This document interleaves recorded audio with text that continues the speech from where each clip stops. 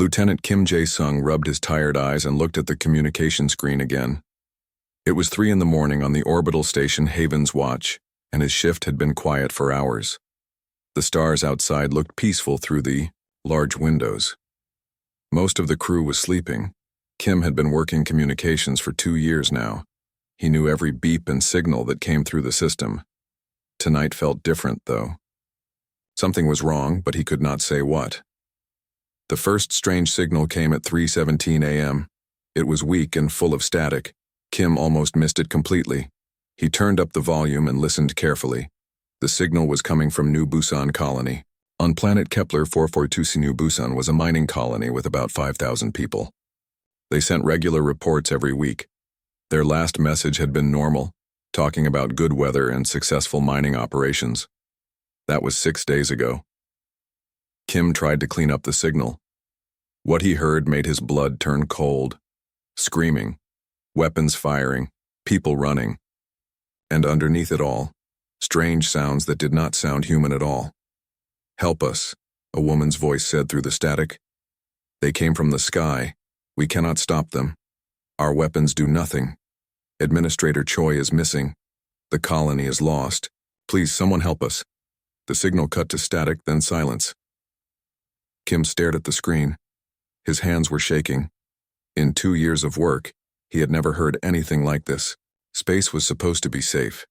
Humans had been spreading across the stars for 50 years and they had never found hostile aliens. He pressed the emergency button. Captain Lee Dae-ho arrived in the communications room 10 minutes later. He was a tall man with gray hair and serious eyes. He had been in space for 20 years and had seen many things. But when Kim played the recording, even Lee looked shocked. "Play it again," Lee said. Kim played the recording 3 more times. Each time the captain's face grew more worried. "Sir, what do you think happened?" Kim asked. "I do not know," Lee said. "But we need to find out. Wake up Dr. Park So-min and tell her to meet me in the briefing room. Then contact the crew of the Aegis Dawn. We are going to New Busan." Dr. Park So-min was a xenobiologist who studied alien life. She was young, maybe 30 years old, with short black hair and intelligent eyes. She had been studying the planets in this system for months. When Lee told her about the signal, her face went pale. "Captain, I need to tell you something," she said. 3 weeks ago, I found strange readings on Kepler 442c. There were energy signatures that did not match anything we know. I thought they might be natural, but now you think they were artificial," Lee finished. "Yes. And if aliens attacked New Busan, my research might be connected. I need to come with you." Lee nodded. "Get your equipment. We leave in 1 hour." The Aegis Dawn was a patrol vessel with a crew of 20 people. It was fast and well armed, but it was not built for major battles. As they flew toward New Busan, the crew was quiet. Everyone had heard the recording by now. The trip took 8 hours. When they arrived at Kepler 442c, they saw something that made everyone stop talking. New Busan Colony was completely dark. No lights, no signals, no movement. Around the colony, the ground was burned in strange geometric patterns. The patterns were too perfect to be natural. They looked like symbols or writing. "Take us down slowly," Lee ordered the pilot. "Keep the weapons ready." They landed near the colony's main building. Through the ship's cameras, they could see that the streets were empty. Some buildings were damaged, but most looked normal. It, too, was like everyone had just disappeared. Lee, Dr. Park, and 4 security officers put on their environment suits and left the ship. The colony was silent except for the wind. Their footsteps echoed strangely. The first building they checked was the administration center. Inside, they found computers that were still running but no people. Coffee cups sat on desks still half full. Food was left on plates. Whatever happened here had been very sudden. Dr. Park found Administrator Choi Yoon-ji's office. The woman's personal computer was still on. Park managed to access the final log entry. "Day 247 of colonial operations," Choi's recorded voice said. "Everything normal this morning. Mining operations ahead of schedule. Weather is good. Then at 2 p.m. they came. The recording was interrupted by sounds outside the office. Choi's voice became frightened. Ships in the sky. Not human ships. They are huge and black. They move without sound. Our defense systems are not working. The weapons will not fire. The communication array is dead. They are landing now. More sounds. Running footsteps. Screaming from somewhere in the building. The aliens are tall, maybe 8 feet. They wear armor that looks like black metal. Their faces, I cannot describe their faces. They are taking people, loading them into their ships like cargo. I am hiding, but I think they know where everyone is. A loud crash came through the recording. Choi's voice became a whisper. If anyone hears this, do not come here. Run. Tell Earth. These aliens do not want to talk. They want to harvest us. They think we are animals. Oh no, they found me. They are coming. Tell my family I love them. Tell Earth to prepare for war. The recording ended. The team stood in silence for a long moment. Harvest, Dr. Park said quietly. They took our people like they were collecting resources. How many aliens were there? One of the security officers asked. Unknown, Lee said, but they had ships big enough to carry 5,000 people. They searched more buildings but found the same thing everywhere. Empty rooms, abandoned meals, no bodies. The aliens had taken everyone. As they searched, Dr. Park studied the burn patterns on the ground outside. Captain, these symbols are not random, they are too organized. I think they are markers. Markers for what? Maybe landing zones. Or territorial claims. Like animals marking their territory. Lee did not like the sound of that. If the aliens thought of humans as animals, that meant they might come back for more. The team was examining the colony's power plant when Kim's voice came through their radios from the ship. Captain, I am picking up movement, multiple contacts approaching from the north. Lee looked at his team. How many contacts? 6. No, 8. They are moving fast and staying low. They will be here in 5 minutes. Everyone back to the ship. Now. The team ran toward the Aegis Dawn. Behind them, dark shapes moved between the buildings. Lee caught a glimpse of something tall and black before his team reached the ship. Get us out of here, Lee shouted to the pilot. The Aegis Dawn lifted, off just as the aliens reached the landing area. Through the ship's cameras, Lee saw them clearly for the first time. They were exactly as Choi had described.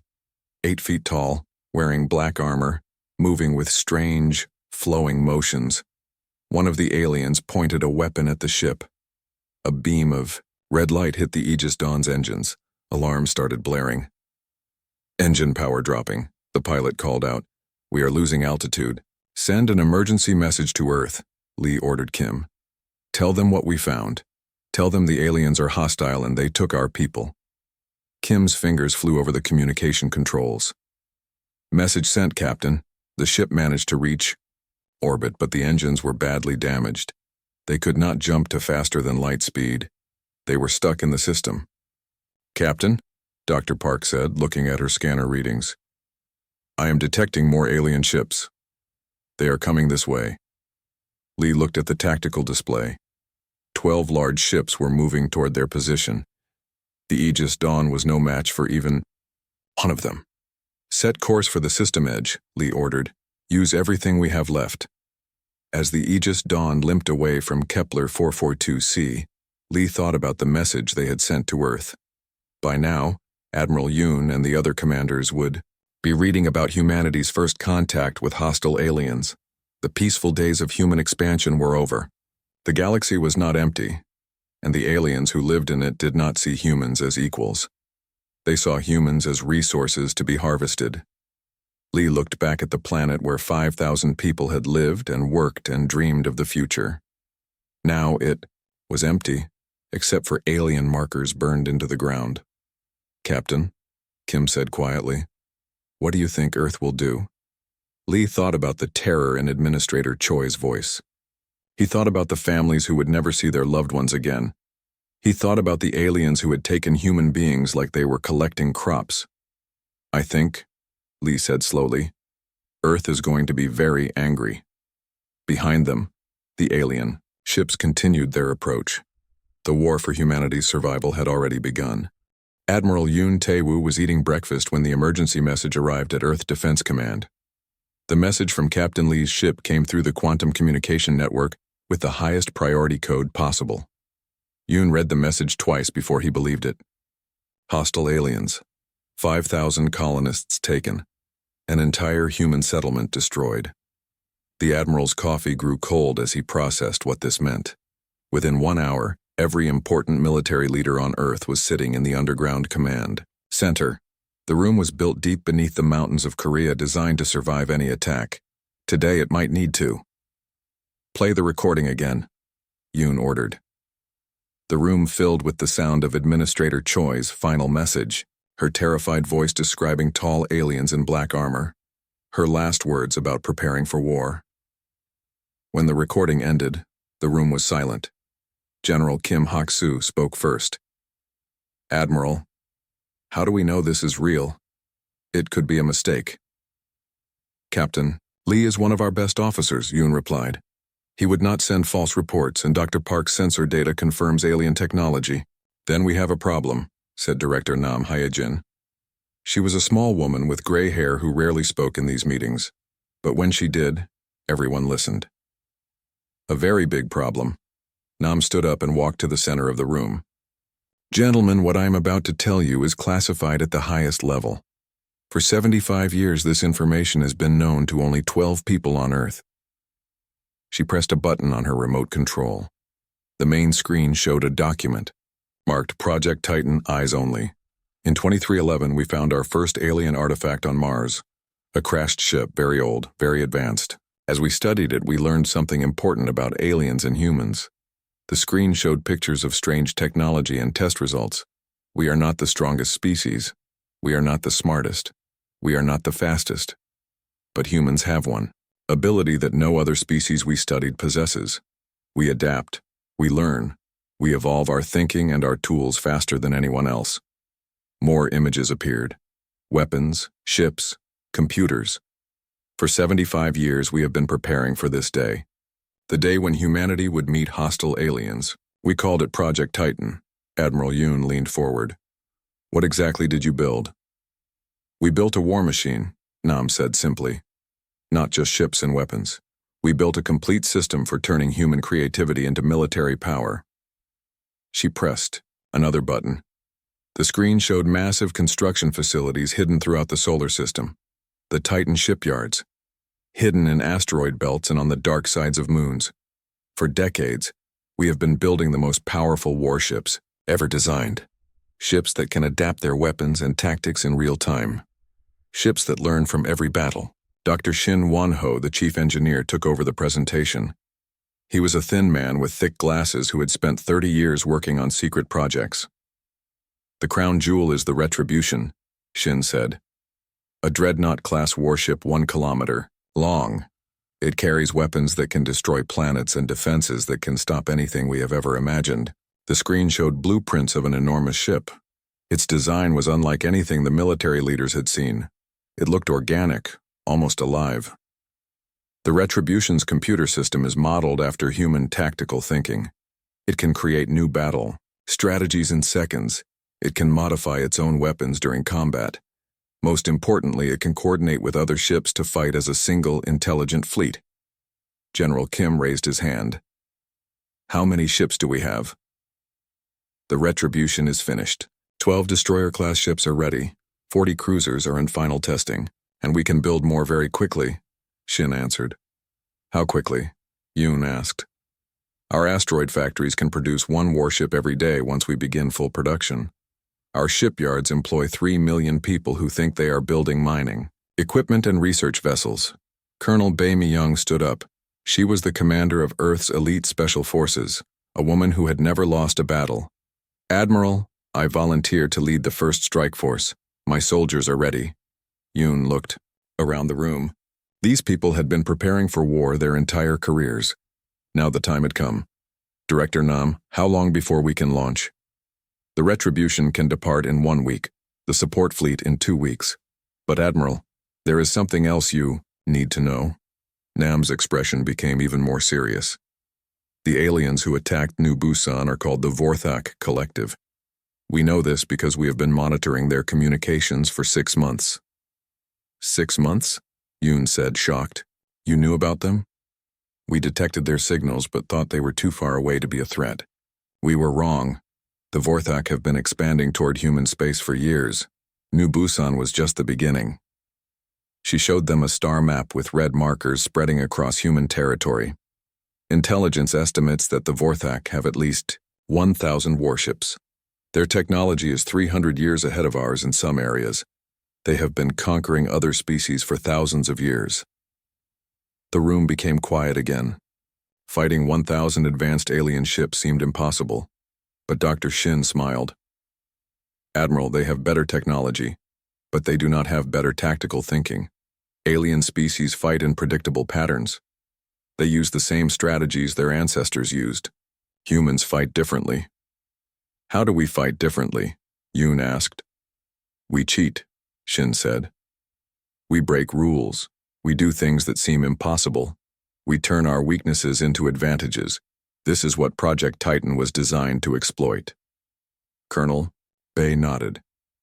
My soldiers have been training for asymmetric warfare against superior forces.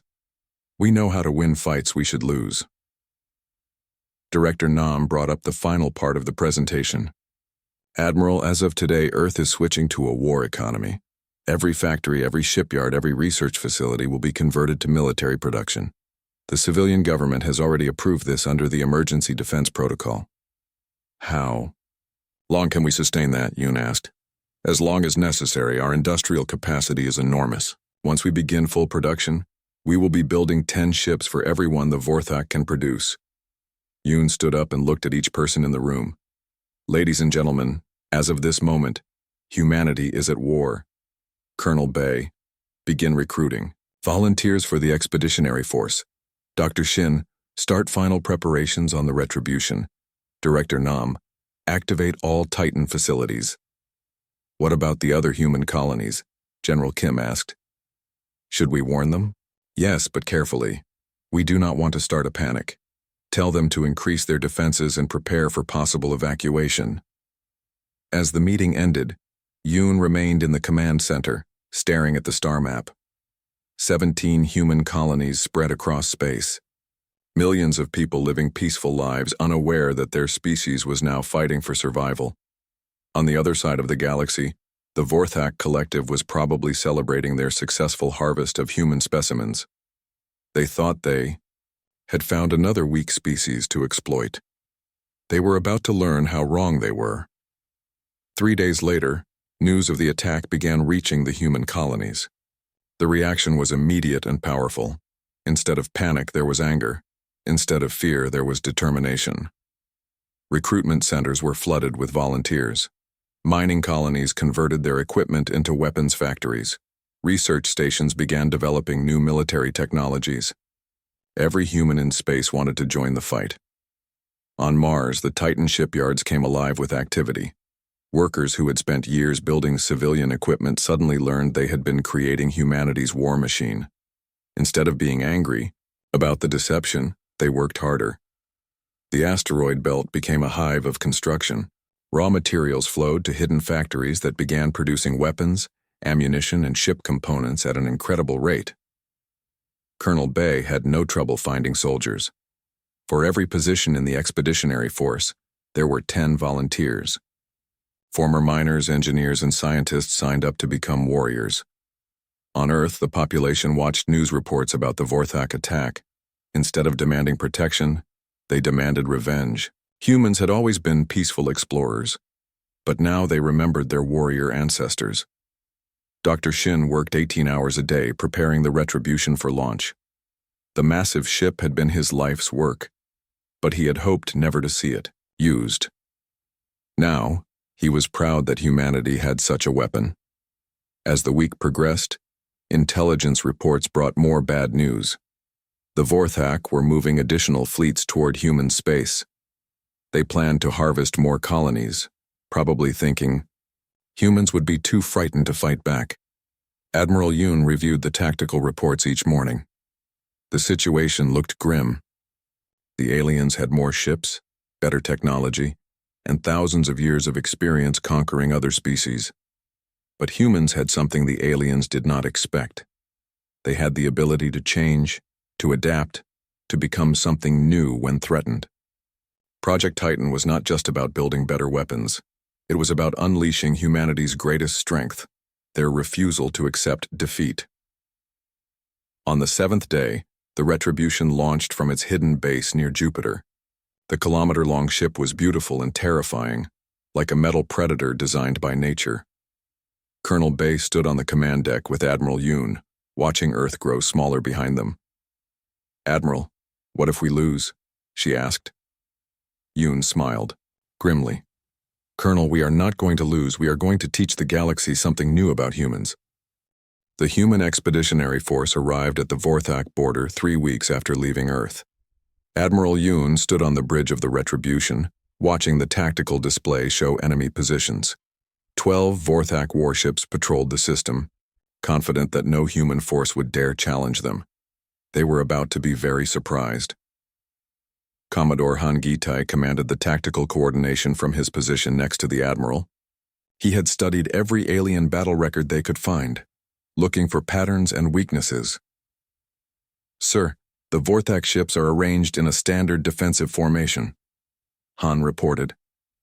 "They expect us to attack their strongest position first, like other species do." "But we are not other species," Yoon replied. "Show them something they have never seen before." The human fleet consisted of the Retribution, 8 destroyers, and 16 smaller attack ships. Against 12 Vorthak warships, it should have been an easy alien victory. The Vorthak ships were larger, more heavily armed, and protected by energy shields that had never been penetrated. War Master Kethval commanded the alien defense fleet from his flagship. He had conquered 47 different species in his career. When his sensors detected the approaching human ships, he was not concerned.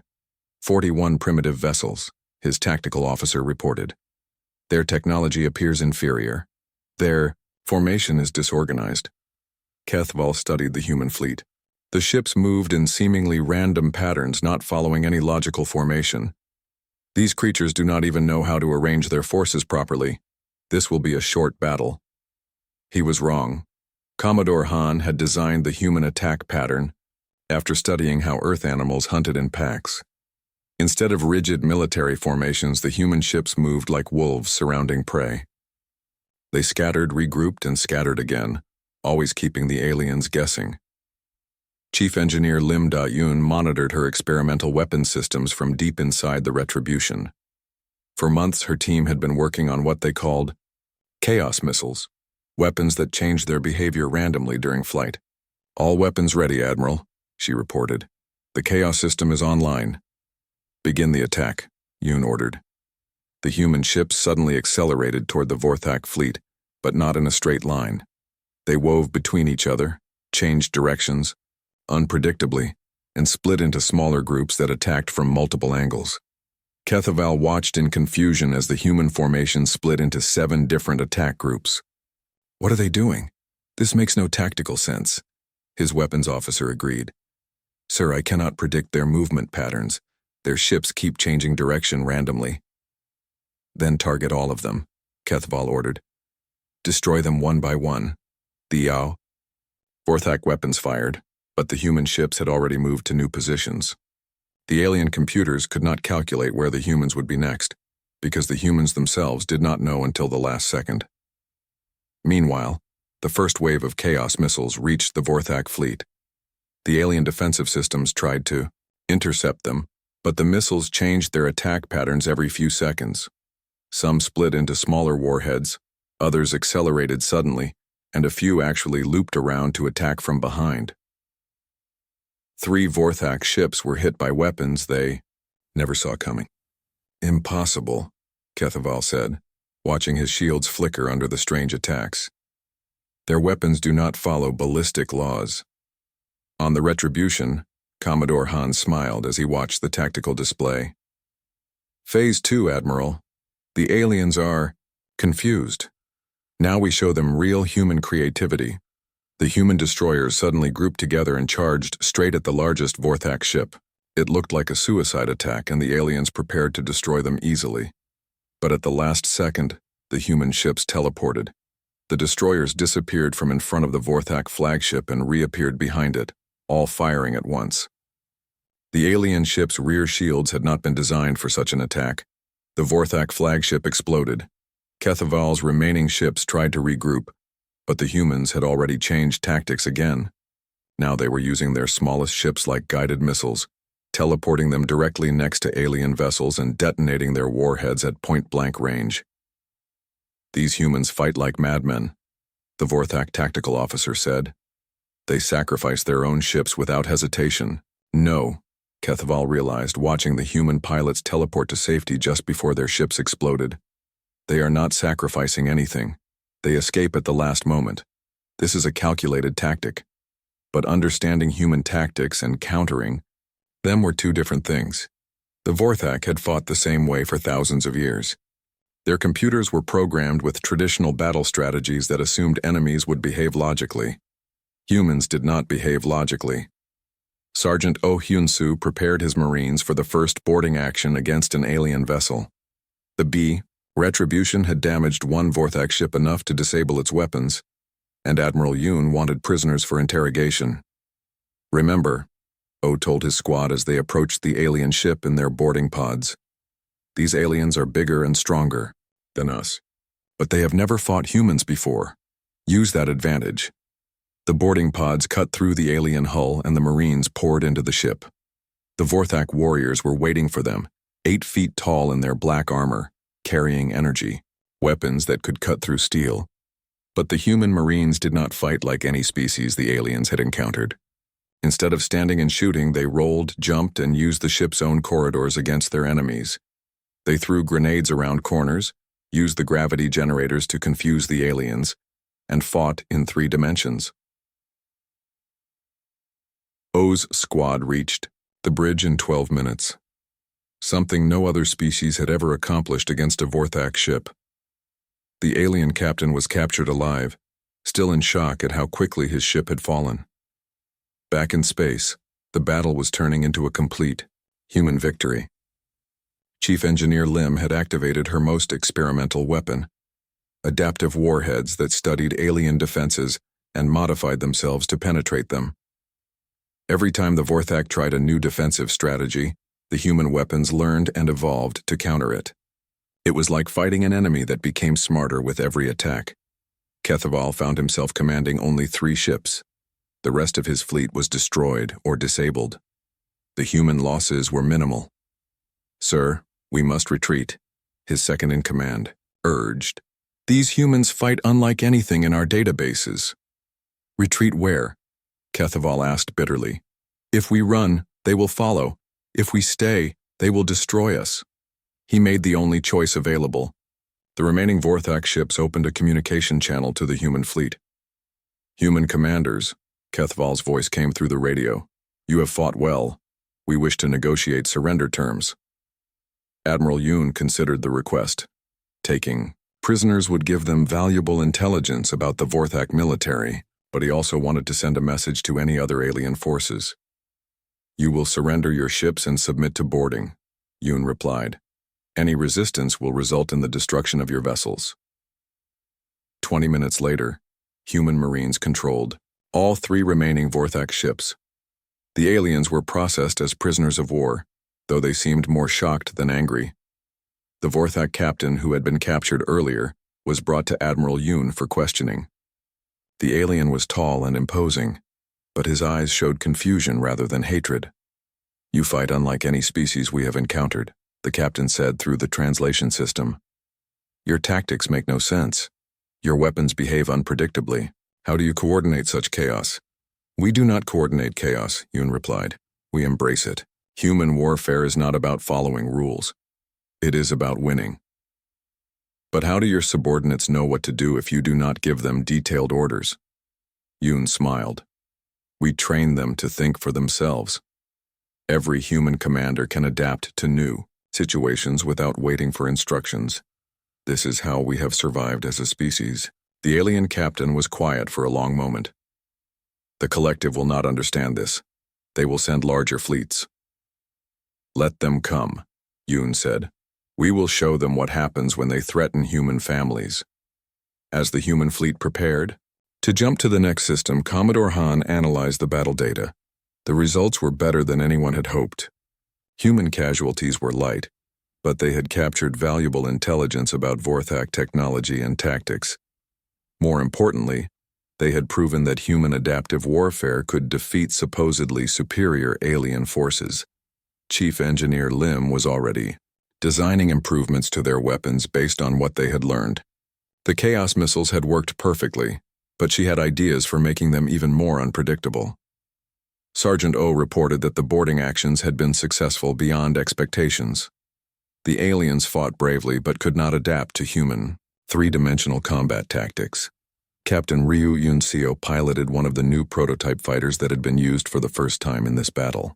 The Phoenix-class ships were designed to match alien interceptors through pure unpredictability, rather than superior technology. Admiral, she reported, the alien pilots fly exactly like their computers tell them to. They cannot improvise. Our pilots can outmaneuver them by simply doing unexpected things. As the human fleet jumped to faster-than-light speed, heading deeper into Vorthak territory, Admiral Yoon thought about the message they had just sent. News of the human victory spread across the galaxy faster than anyone expected. Within days, encrypted messages began arriving at human colonies from dozens of different alien species. Most of the messages said the same thing. Can you help us fight the Vorthak too? Ambassador Zhang Minwu read through the diplomatic communications in his office aboard the diplomatic vessel Unity. As humanity's chief negotiator, he had spent years preparing for first contact with aliens. He had never imagined it would happen during a war. Ambassador, his aide said, bringing him another stack of messages. We now have contact requests from 47 different species. They all want to form alliances against the Vorthak. Zhang studied the messages carefully. The aliens came from across the galaxy, representing hundreds of different worlds. All of them had one thing in common. They feared or hated the Vorthak. Collective. Set up meetings with the most technologically advanced species first, Zhang ordered. We need allies who can contribute to the war effort. But the diplomatic meetings did not go as expected. The first species Zhang met were the Kalari, blue-skinned humanoids who had been fighting the Vorthak for centuries. Their representative, Ambassador Tel Nara, seemed nervous during their video conference.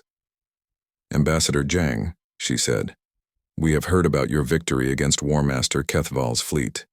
We wish to congratulate you on this achievement. Thank you, Zhang replied. We hope this can be the beginning of cooperation between our species. Tel Nara was quiet for a moment.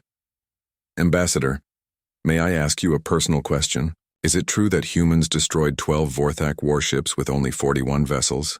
That is correct. And is it true that your warriors fought inside Vorthak ships hand-to-hand and won? Yes, our Marines successfully boarded and captured 3 vessels. Tel Nara looked even more nervous. Ambassador, the Kalari have been fighting the Vorthak for 300 years. In that time, we have never achieved such a decisive victory. We have never successfully boarded a Vorthak ship. How did humans accomplish this so quickly? Zhang realized the problem. The other alien species were not just impressed by human military success. They were afraid of it. Ambassador Tel Nara, humans fight differently than other species. We adapt our tactics constantly. We use unpredictable strategies. Yes, Tel Nara said quietly. That is what concerns us. The conversation ended awkwardly, and Yang knew that building alliances would be more difficult than expected. Meanwhile, the liberation of New Busan was already underway. General Kwon Sung-min commanded the ground forces that landed on Kepler 442c 3 days after the space battle. He had volunteered for this mission personally because his own sister had lived in the New Busan colony. The Vorthak had left a garrison of 200 soldiers to guard their harvesting operation. These aliens had never faced human ground combat before. Human soldiers did not fight like other species. They used camouflage, deception, and hit-and-run tactics that confused alien defenders who expected direct confrontation.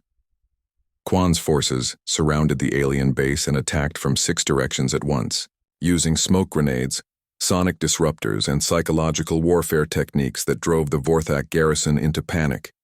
The battle lasted 4 hours. When it ended, every alien soldier was dead or captured. But what the humans found inside the Vorthak base made everyone furious. "General," his aide said, leading him through the alien facility, "you need to see this." The base contained thousands of stasis pods, each one holding a human prisoner. Men, women, and children from New Busan floated unconscious in alien preservation technology. But that was not the worst part.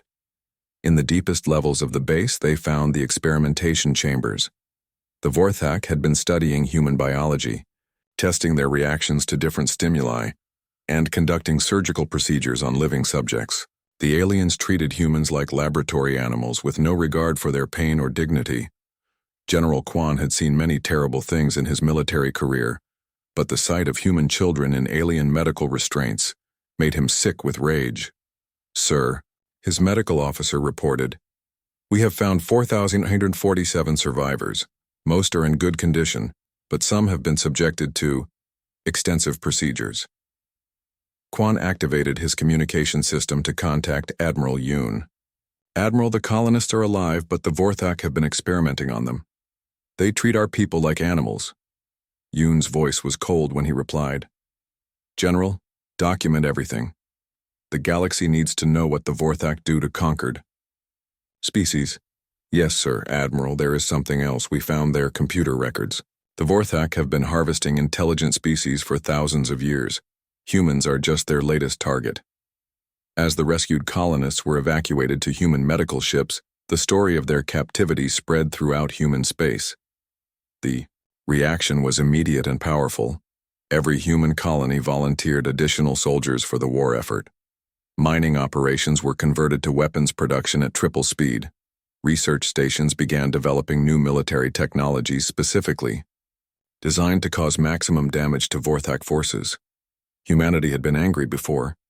Now they were furious. Captain Ryu Yunseo tested the latest improvements to her Phoenix-class fighter in the asteroid belt near New Busan. The new ship incorporated technology reverse-engineered from captured Vorthak vessels, but improved with human adaptive systems. "Control, this is Phoenix 1, she reported during her test flight. "All systems are operating beyond specifications. The new targeting system is incredible. The Phoenix could now match Vorthak interceptors in speed and firepower, but it retained the unpredictable maneuvering that made human pilots so effective." "Phoenix 1, you have permission to test the new weapons package," Control responded. Ryu fired the experimental plasma cannons at a target asteroid. The weapons behaved like traditional energy beams for the first few seconds, then suddenly split into multiple smaller beams that attacked from different angles. The asteroid was completely destroyed. "Control, the adaptive weapons are working perfectly. Any Vorthak pilot who sees this coming will be very surprised." While the military prepared for larger battles, Supreme Executor Zalthek studied reports from the front lines in his command center on the Vorthak homeworld. Zalthek had ruled the collective for 200 years, conquering dozens of species and adding their technology to Vorthak power. He had never encountered anything like these humans. "Show me the battle recordings again," he ordered his tactical analysts. The holographic display showed the destruction of Kethval's fleet. Zalthek watched human ships teleport behind his vessels, human weapons that changed behavior during flight, and human tactics that made no logical sense. "Analysis," he demanded. "Supreme Executor," his chief analyst said nervously. "The humans appear to use randomness as a tactical advantage. Their strategies are impossible to predict because they change constantly. And their technology? Inferior to ours in most areas, but they modify it during combat. Their weapons learn from each engagement. This should be impossible." Zalthek studied the data for hours. The collective had conquered thousands of worlds using the same strategies that had worked for millennia: superior technology, logical tactics, and overwhelming force. The humans had defeated those strategies with chaos and adaptation. "How many ships do the humans have?" Zalthek asked. "Intelligence estimates fewer than 100 warships total, Supreme Executor. And we have 800 in active service, with 300 more in construction." Zaltek made his decision. Mobilize the Grand Fleet. Every available ship. We will crush these humans before they can spread their chaotic warfare to other species. Supreme Executor, is such a massive response necessary? They are only one small species. Zaltek looked at the recordings of human tactics again. Ships appearing and disappearing randomly. Weapons that changed their behavior to confuse alien defenses. Warriors who fought without following any logical patterns. Yes, he said finally. It is necessary. These humans represent a threat to the natural order of the galaxy. If other species learn their methods, our empire will fall. The largest military mobilization in Vorthak history began immediately. Ships from across their empire converged on the border regions where humans had been expanding. But the Vorthak were not the only ones preparing for a major battle. On Earth, the Titan shipyards had increased production to levels that amazed even their designers. New warships were launching every 18 hours instead of every day. Admiral Yoon reviewed the strategic situation from his command center. Human forces now controlled 3 star systems, with more colonies being liberated every week. But intelligence reports showed massive Vorthak fleet movements. Sir, his intelligence officer reported, we estimate that the Vorthak are mobilizing over 1,000 ships for a major offensive.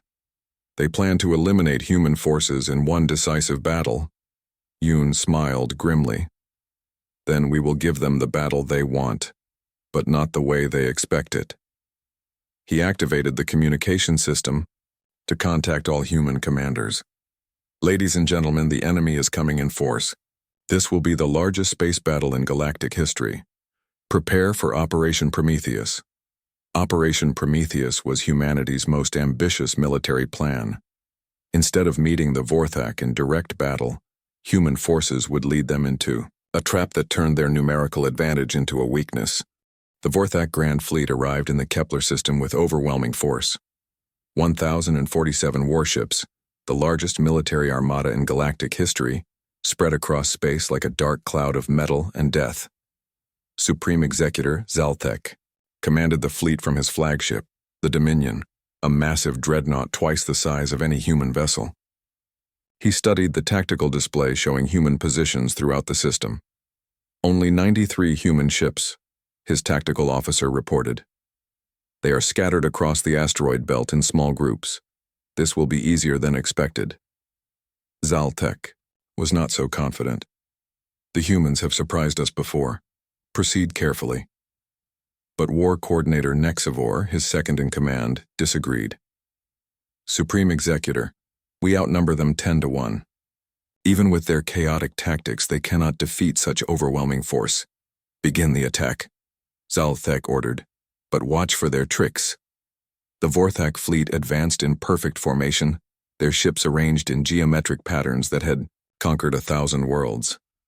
They moved toward the asteroid belt where Admiral Yoon had positioned his forces. Fleet Admiral Park Dong-hyun watched the alien approach from the bridge of the Retribution. The elderly admiral had been brought out of retirement specifically for this battle.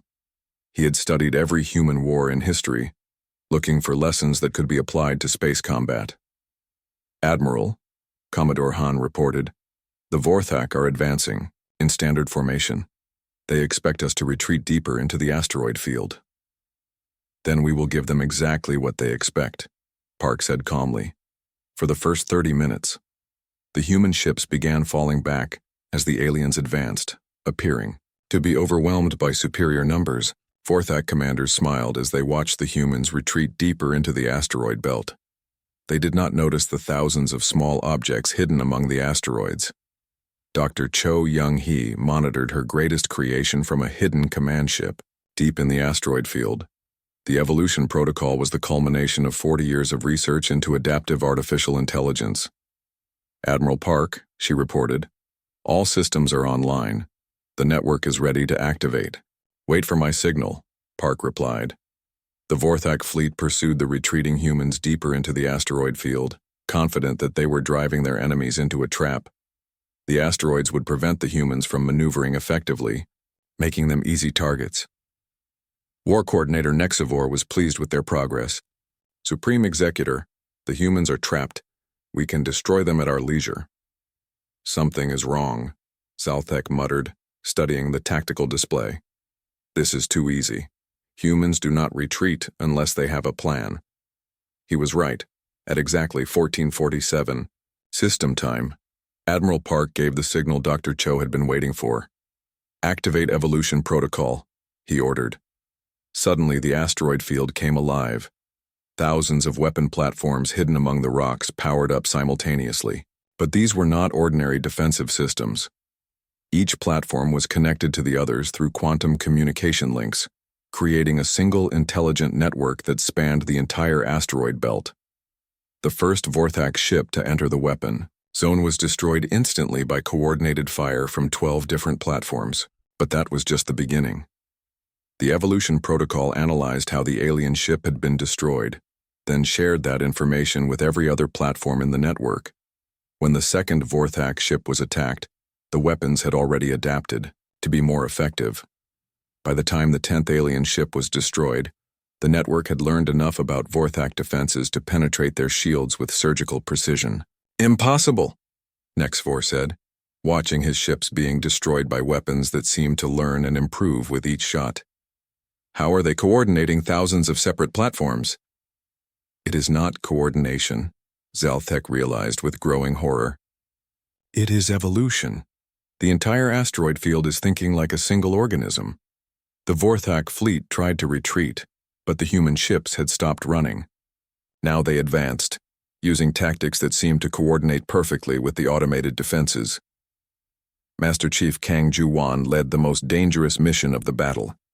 His Special Forces team used stealth ships to infiltrate the Vorthak command, vessels carrying a secret weapon that could turn the tide of the entire war. Team 2, you are cleared aboard the enemy flagship, Kang said through his communicator as his soldiers cut through the hull of a Vorthak heavy cruiser.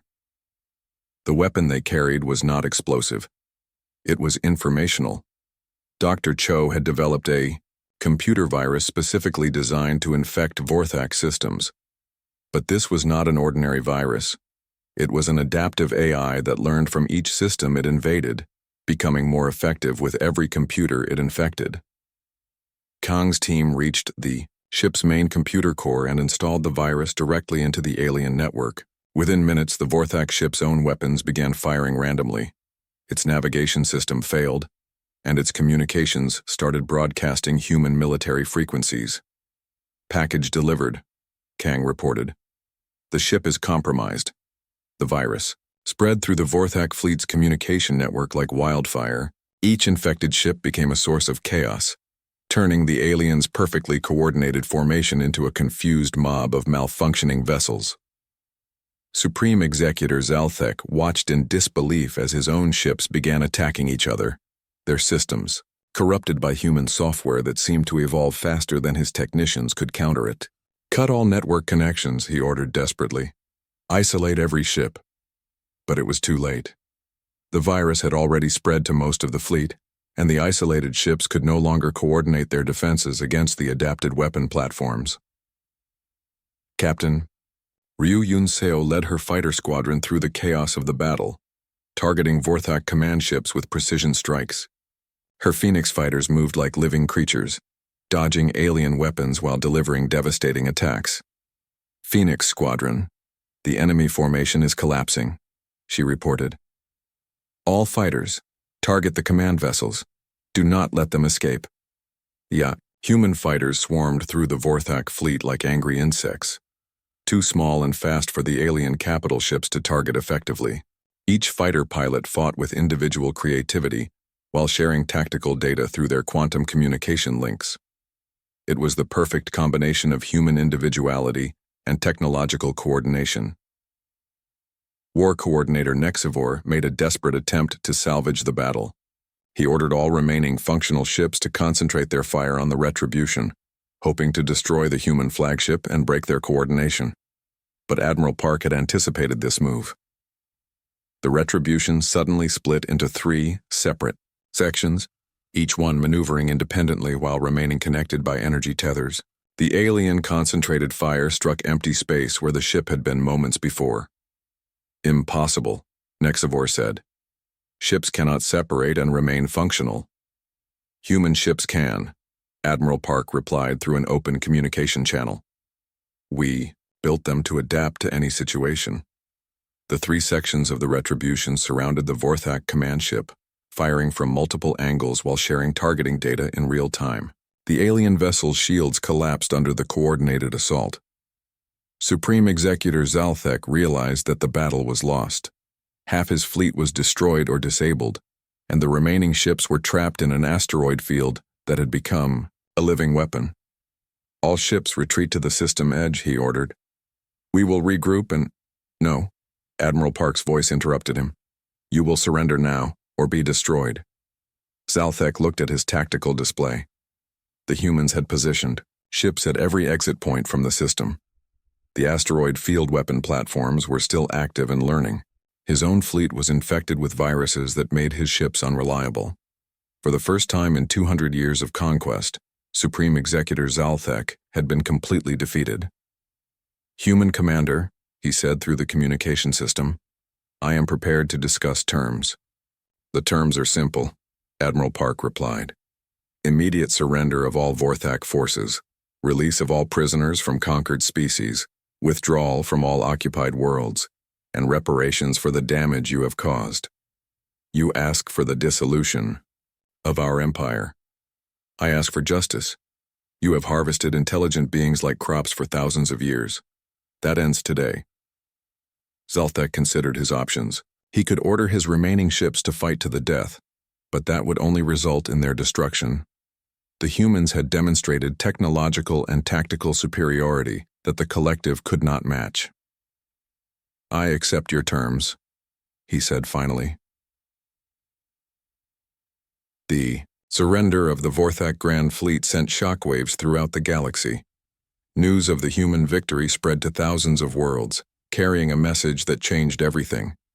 The galaxy's most powerful empire had been defeated by newcomers, who had been spacefaring for less than a century. In the weeks that followed, dozens of alien species sent delegations to human space. Some came seeking alliance, others came to study human technology, and a few came to surrender before humans decided to conquer them. Ambassador Jiang Minwu found himself busier than he had ever imagined, negotiating treaties with representatives from across the galaxy. Ambassador, his aide said, bringing him the daily reports, we now have formal diplomatic relations with 73 different species. 16 more have requested meetings.